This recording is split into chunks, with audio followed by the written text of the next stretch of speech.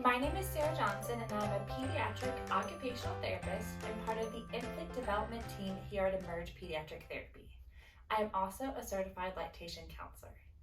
Today, I am here to talk to you about introducing your infant to solid foods. There are a few important things to note about introducing your infant to solid foods.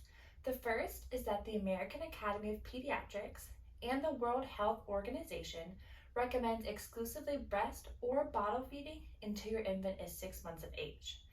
Now, just because your infant turns 6 months of age doesn't necessarily mean that they're ready for solid foods. So there's a couple things you want to look for when you're starting to transition your infant to solid foods. And the first one we look for is how the infant is doing in sitting. So ideally, we want the infant to be able to sit on the floor independently for short periods of time without falling over.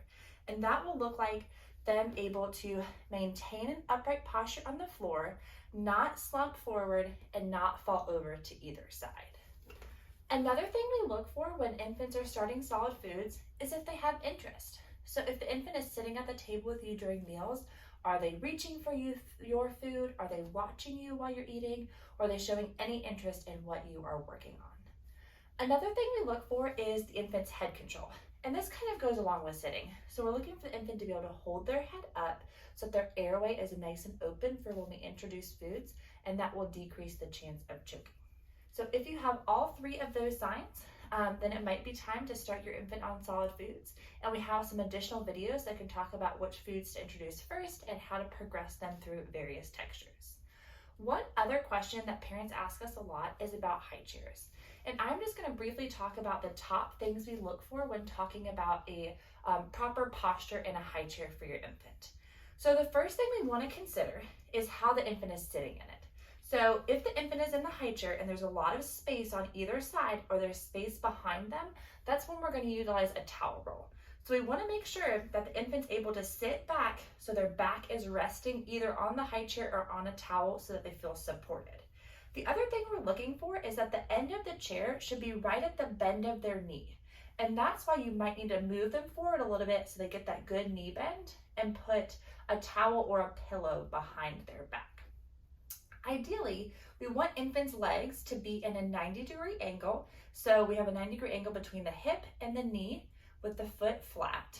And that means that your infant does need to have some foot support.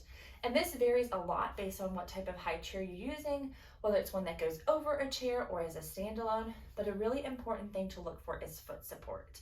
And when I'm talking to parents about the importance of foot support, I kind of like to compare it to if you've ever gone out to a restaurant and you're sitting at a bar stool without anything to put your feet on, how you feel when you're trying to eat. It can be very hard for infants, especially when they're learning different foods, if they don't have a good basis of stability when they're eating foods. So we always want to make sure that they have good foot support so that they can maintain their upright posture and focus more on the actual chewing of the foods.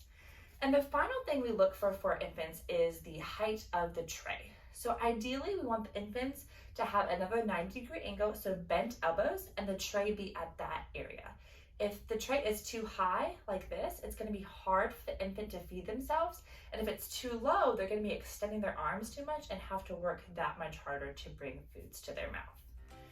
If you have any questions about infant feeding or transitions of solid foods, or your infant is demonstrating difficulty with any of these skills, please reach out to us today and we will be more than happy to help. Thanks so much.